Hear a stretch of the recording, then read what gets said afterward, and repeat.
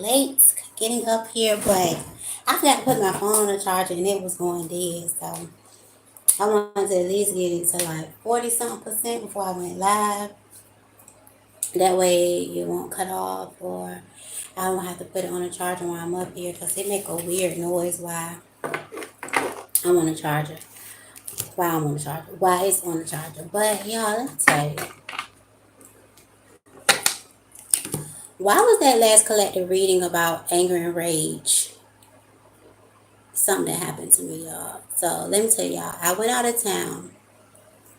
So me and my dad, we went half on this resort hotel.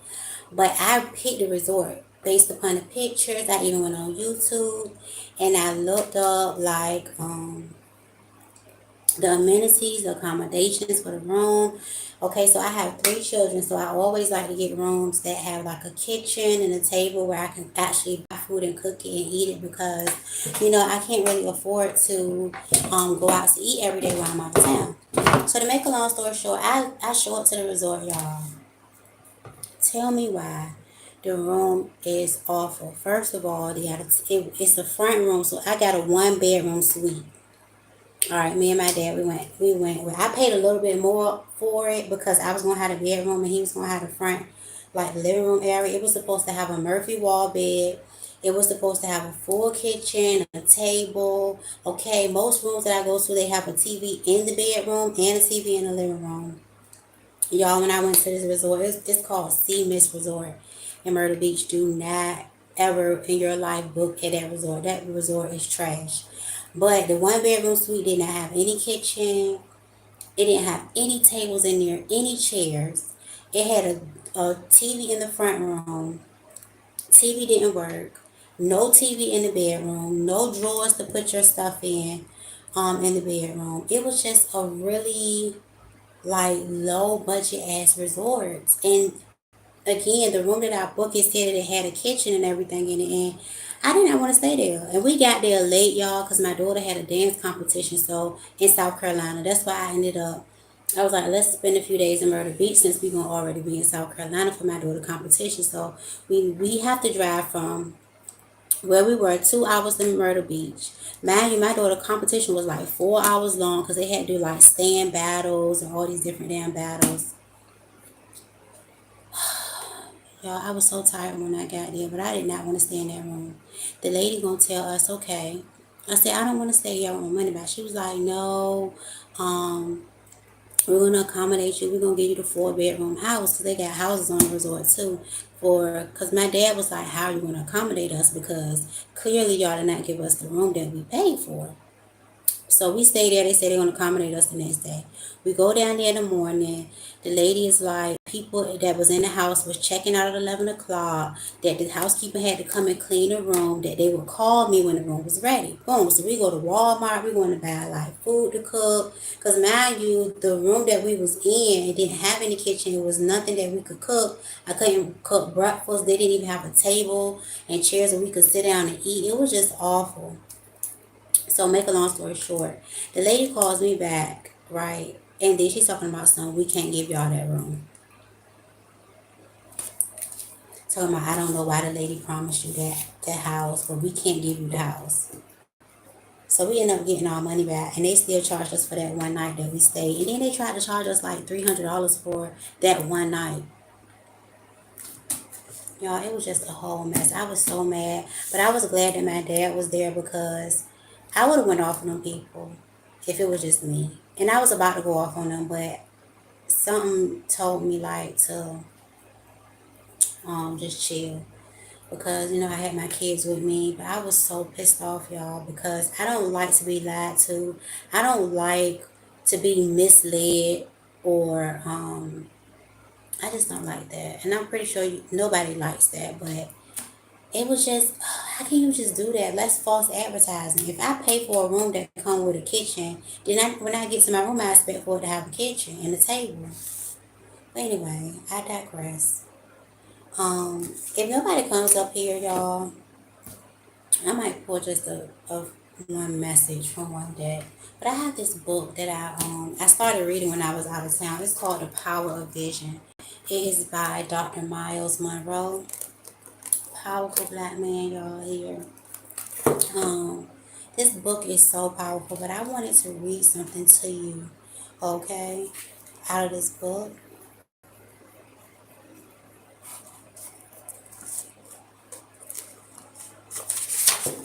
Okay, let's see. It was something that I read. It just really touched my heart.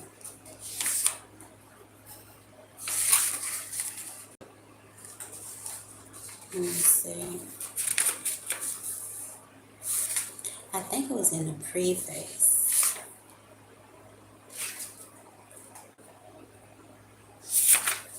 Yo, I should have looked this up before I came up here. Now I'm gonna highlight it. So let me get my highlighter so I can know where it's at and go back to it.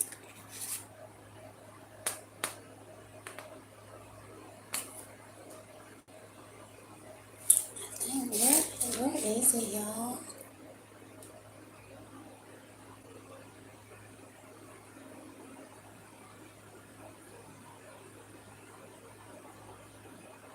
Okay, this is it right here.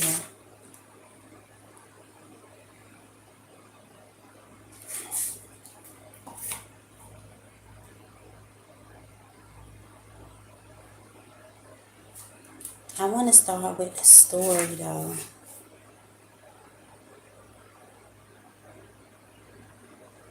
But yeah, it's a hey.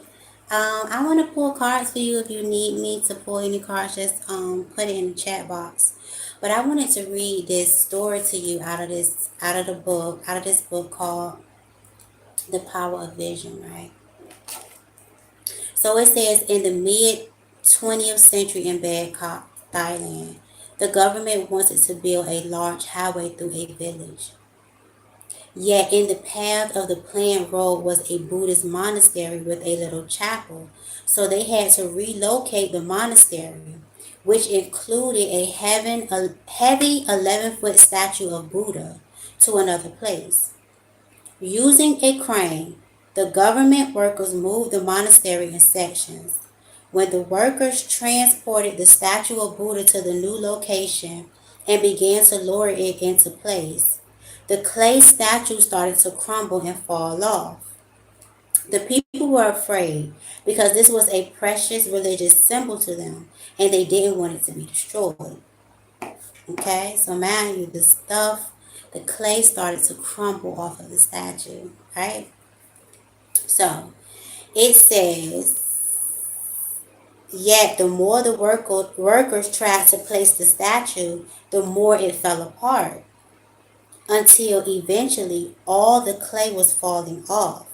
Suddenly, something unexpected was revealed. The statue was pure gold underneath. So after all of the clay and everything started to crumble away, it revealed the gold underneath. It says before the statue was moved, people thought it was worth about $50,000. Today, that golden Buddha is worth millions, and because of the story behind it, is visited by hundreds of thousands of people every year. Okay? It says the story illustrates that what we can see is not necessarily what really is. I believe that many of us are living as clay vessels when in reality we are pure gold inside. So if this message is resonating with you, if you're still here with me right now, this is the Holy Spirit letting you know, honey, that you are pure gold inside. You may not see it on the outside, but you are. It says our lives do not reflect who we truly are or what we can be. I travel around the world. This is the author speaking, but he says I travel around the world speaking to various groups of people I meet on every continent who have no sense of personal purpose. I see them struggling with aimless or misdirected lives. It says a lack of purpose and unfulfilled potential is an epidemic in our world. Yet, just as the gold statue was hidden inside the clay one, the gold inside each of us is waiting to be revealed. Okay, let me repeat that. A lack of purpose and unfulfilled potential is epidemic in our world. Yet, just as the gold statue was hidden inside the clay one, the gold inside each of us is waiting to be revealed. So the gold within you is waiting to be revealed. It says the goal is the dreams we have or once had for our lives that are not yet reality, the gifts and the talents that we have not yet developed, the purpose for our lives that is not yet fulfilled, the something we've always wanted to be or do, but for some reason have not been able to accomplish. Okay, so let me I can highlight what I felt like was important. It says, I believe that many of us are living as clay vessels when in reality we are pure gold inside. I had to highlight that. It says, our lives do not reflect who we truly are and what we can be. I'm also going to highlight, just as the gold statue was hidden inside the clay one, the gold inside each of us is waiting to be revealed. Okay? So, I'm going to pull some cards, okay? For how can we reveal, okay, the gold inside of us? How can we tap into our purpose and our vision? And I feel like if you're struggling with your purpose and your vision, this book is so powerful, y'all. I only got to, I ain't even got far in the book, y'all. I only got to page 25. But as I continue to read, I'm going to share the important parts that I feel like could possibly help you, because it's already helping me to kind of like create a vision in my mind of what I want my reality to be. Because we all have specific special gifts that we, don't tap into for whatever reason. Sometimes people feel like it's too late, or they feel like they can't do it, or they may be lacking the confidence, okay? So I'm going to pull from one of my favorite decks. This Unshakable Inner Peace Oracle cards. Because let me tell you, this is how to awaken and align with your true power. And how can we align with our vision? So I'm going to ask the Holy Spirit, how can we align with our vision at this time?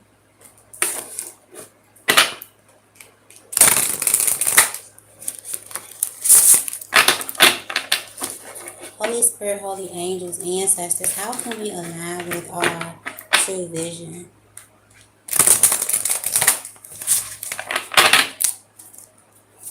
How can we align with our purpose at this time, Holy Spirit? I'm going to cut the deck and see.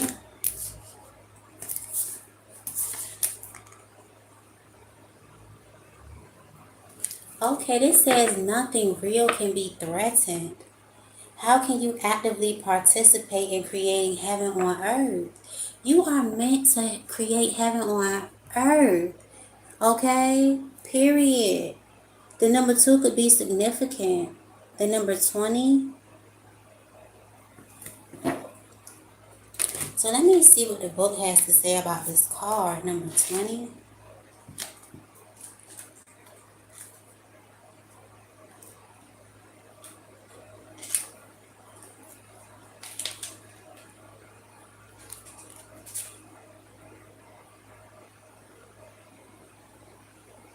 Okay, so let me read this to you, y'all. So let me show you the card one more time, because I love the artwork. She's so beautiful.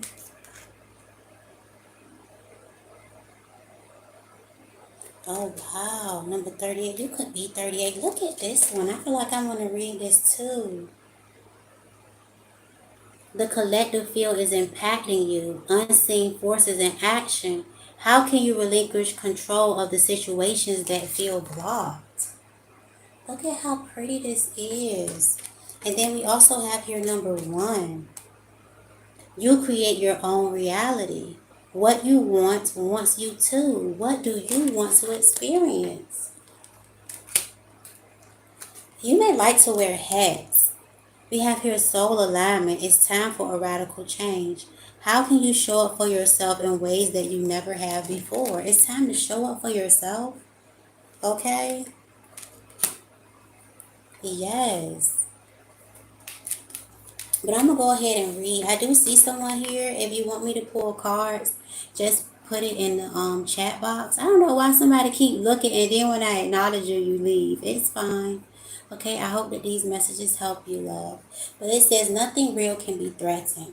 It says nothing unreal exists. Herein lies the peace of God. This passage from A Course in Miracles is a divine reminder that the most important things in life are not the things that we have been taught to focus on. When you go inward into your heart, you will see the areas of your life that feel inauthentic.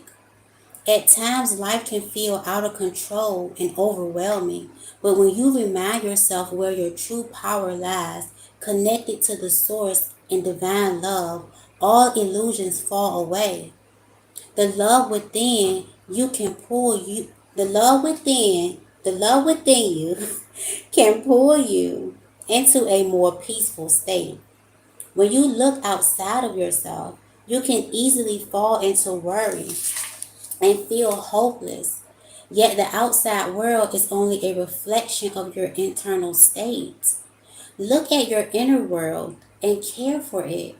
Make choices that are aligned with your truth, that of love. See the world within you as beautiful, okay? See the world within you as a beautiful place where all possibilities can manifest. It always starts with you. You are the creator of your experience. Yes, and again, if we have here, you create your own reality. Thank you, Holy Spirit.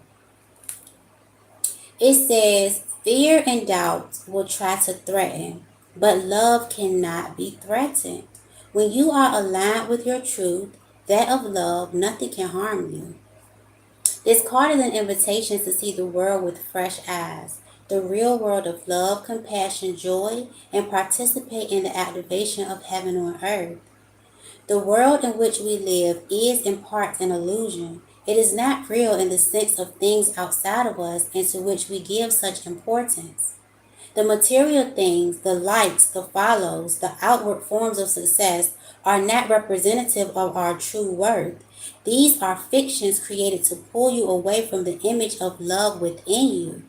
Everything outside of you is a manipulated reality, but the real world is the one in your heart.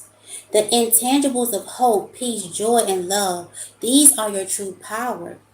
Their truth can never be taken from you. They are yours because they are a part of you. You can choose to allow these blessings to be a part of your everyday life. Or you can choose to stay in worry, fear, and discomfort. The choice is always yours. Hi. If you want me to pull cards for you, just type your question in the chat box. But I'm going to continue to read this, okay? It says you're being called to activate your inner light by seeing yourself as a child of the divine, of God, of source energy. This world we live in is created for you to experience more of who you are and play in the wonder of it all. With this sense of acceptance, you will feel lighter, freer, and more purposeful. And there's a question you can ask yourself. It says, how can I actively participate in creating heaven on earth? My daughter's sending me messages. But this is so powerful. And what's this as Wolf Operation Stealth? I like that name. But I was pretty much asking the Holy Spirit, like, how can we tap into our vision? Okay, how can we tap into our true power?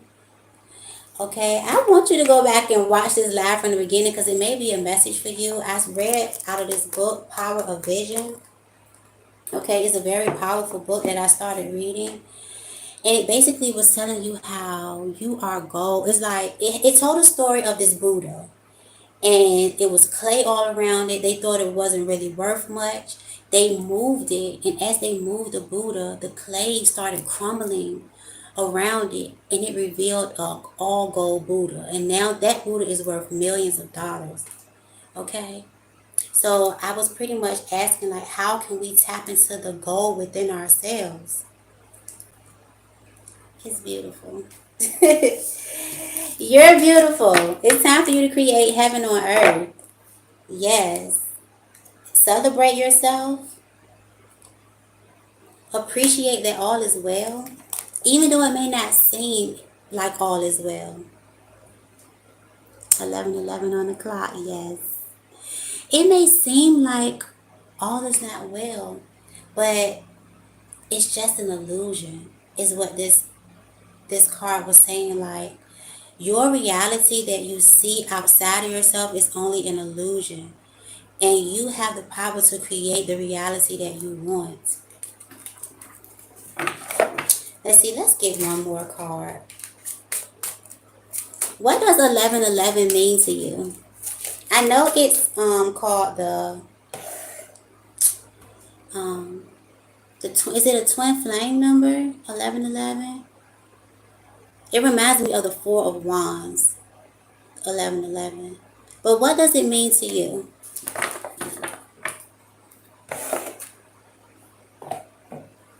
And I'm gonna pray. Let me pray. Holy Spirit, what other messages do you have for whoever watches this video that they need to know?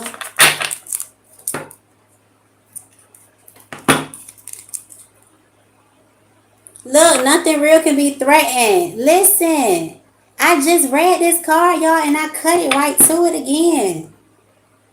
It says, how can you actively participate in creating heaven on earth? Let's get one more. I'm getting the same cards.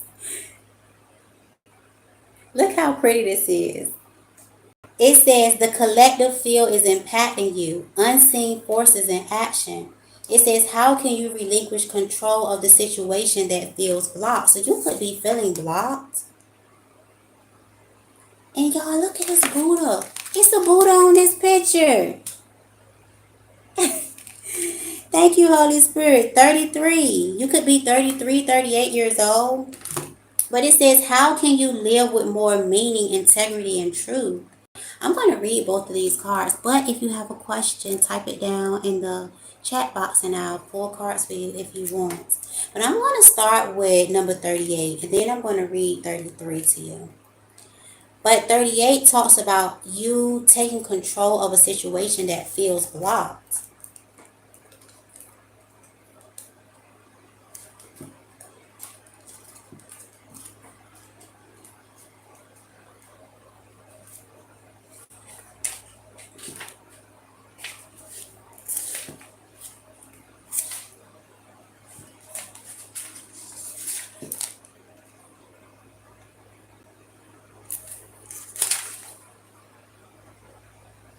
Okay.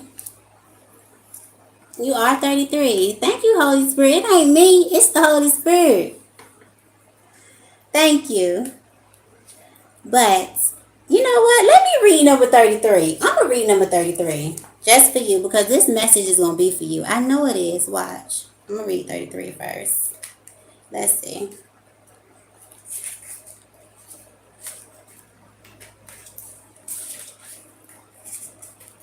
So this number 33 talks about taking responsibility for your life as a creative adventure. Because, like, let me tell you something real quick before I read. People be too serious and they feel like they have to follow what they've been programmed to think their life is supposed to be. Go to work, go to sleep, wake up, keep doing the same thing. No, life is supposed to be an adventure. Okay, you're supposed to be growing, glowing, and flowing through your life. But it says you don't have to live epically and tackle everything on your bucket list to create a meaningful life. A good life is one that is aligned with your values and integrity. What do you stand for? What matters most to you? When do you feel the most alive and enjoy? This is your invitation to actively participate in the creation of your beautiful, bold life. Absolutely. It says take responsibility for your life as a creative adventure. For through your choices and perceptions, you create your reality. The decisions you make and the choices you align with create your life. The question becomes, what kind of life do you really want to live? You've drawn this card because there may be an imbalance in your thoughts. You may feel like a victim to the harassment of life, but this is a reminder that you are in control of your own reactions to all situations. You are being called to see where you are still harboring negative, harmful emotions toward yourself or others and release them with love. To be a victim in life, someone who feels like life is happening to them, is a choice. And when you believe you have been wronged, you have no personal power. You are giving away your own control to outside forces. When you are in victim mentality, you blame, shame, and guilt others and yourself. As Paul Selig says, you can't be a victim and a master at the same time. Step into a creator consciousness, energy, rather than a victim focus. The creator in you knows you are an infinite power and trusts the greater intelligence of life. Everything you experience, pleasant or not, is part of your conscious co-creation because you participate in it by either resisting, accepting, or allowing it. Take full responsibility for your life as a beautiful, bold adventure and dive into your journey by activating your authentic power. Do what you love to do. Try your best to forgive yourself and others. You know what? This is the thing, and it's so hard because a lot of times it feels like people is doing shit to you and life is just throwing shit your way. But let me tell you something. You can throw it right back. Period. So there's a question to ask yourself. It says, how can I live more meaning, integrity, and truth? What thoughts are imbalanced and holding me back? Because your thoughts create your reality. And sometimes if you are so used to thinking a certain way, it's going to take time for you to, reprogram your mind to think positive thoughts. So don't be so hard on yourself if you see yourself falling back into negative thinking. Just try to be more self-aware. Catch it and refocus on a positive affirmation to counteract any negativity. Because you have so much power. You just don't know. And I feel like the Holy Spirit wants you to recognize your power at this time. So now I'm going to move to 38, which talks about how can you relinquish control of the situation that feels blocked. Because you could be feeling blocked at this time.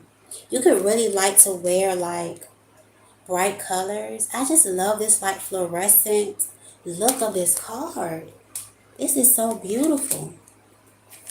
Okay, so let me read number 38.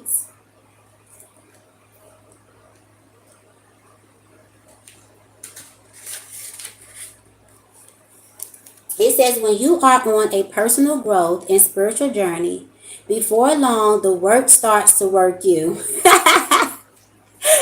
Period. It says, when this happens, the only thing left to do is surrender. You may feel stuck, and often it's because of unseen forces impacting your spiritual and emotional journey. The collective consciousness is one of the biggest influences in our life. Its unseen forces push against us every day. They are the shared beliefs, ideas, and moral attitudes that operate as a unifying force within society. So often the collective patterns are those of fear, suffering, and anxiety. You've pulled this card because a lot of what you are feeling right now is not yours. Okay. So you may take on a lot of responsibilities and pains. You could be very empathic. Okay? Because a lot of the things that you're experiencing right now, they're not yours. It's been picked up energetically from those around you, from the planet's collective consciousness.